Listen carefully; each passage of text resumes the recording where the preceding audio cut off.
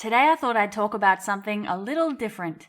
We're going to take a look back in time using one of my favourite books, De Re Metallica, and discover the fascinating wizard miners of the 16th century.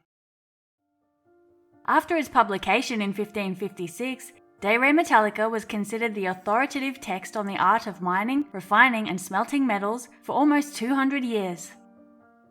Written by German scholar George Bauer, whose pen name was Georgius Agricola, and published a year posthumously, the text is comprised of 12 books which extensively cover the many different aspects, tools and techniques of 16th century mining.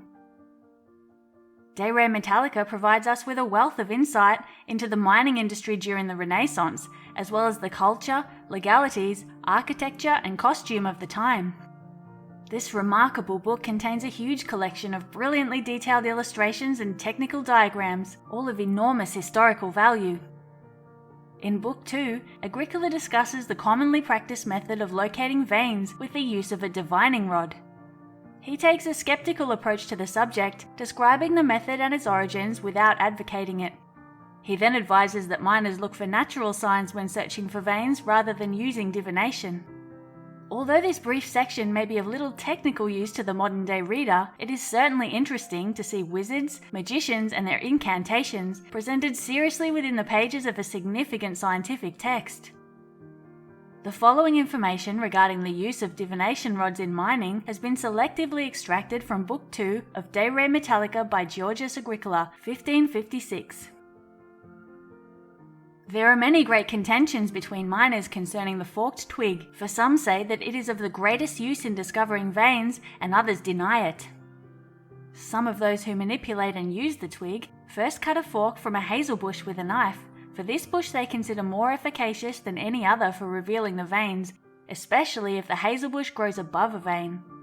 Others use a different kind of twig for each metal when they're seeking to discover the veins, for they employ hazel twigs for veins of silver, ash twigs for copper, pitch pine for lead and especially tin, and rods made of iron and steel for gold. All alike grasp the forks of the twig with their hands, clenching their fists, it being necessary that the clenched fingers should be held towards the sky in order that the twig should be raised at that end where the two branches meet. Then they wander hither and thither at random through mountainous regions. It is said that the moment they place their feet on a vein, the twig immediately turns and twists, and so by its action discloses the vein. When they move their feet again and go away from that spot, the twig becomes once more immobile.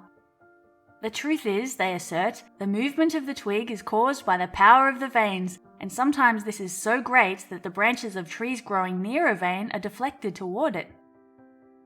Since this matter remains in dispute and causes much dissension amongst miners, I consider it ought to be examined on its own merits.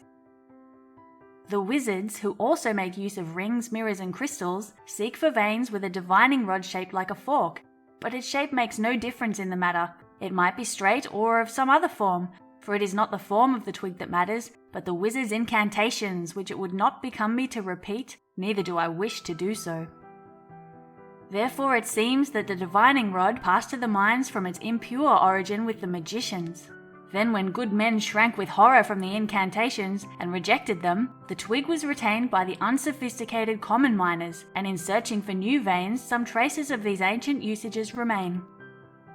But since truly the twigs of miners do move, albeit they do not generally use incantations, some say this movement is caused by the power of the veins.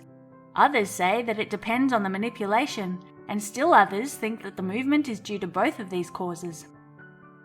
Nevertheless, these things give rise to the faith among common miners that veins are discovered by the use of twigs, because whilst using these they do accidentally discover some. But it more often happens that they lose their labour, and although they might discover a vein, they become none the less exhausted in digging useless trenches than do the miners who prospect in an unfortunate locality. Therefore a miner, since we think he ought to be a good and serious man, should not make use of an enchanted twig, because if he is prudent and skilled in the natural signs, he understands that a forked stick is of no use to him, for as I have said before, there are the natural indications of the veins which he could see for himself without the help of twigs. So if nature or chance should indicate a locality suitable for mining, the miner should dig his trenches there. If no vein appears, he must dig numerous trenches until he discovers an outcrop of a vein.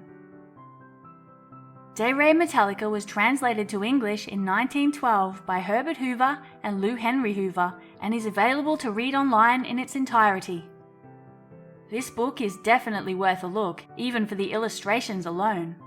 I'll put a link in the description below. If you'd like to see more videos like this one, let me know by hitting the like button. Don't forget to subscribe to Goldfield's Guide on YouTube.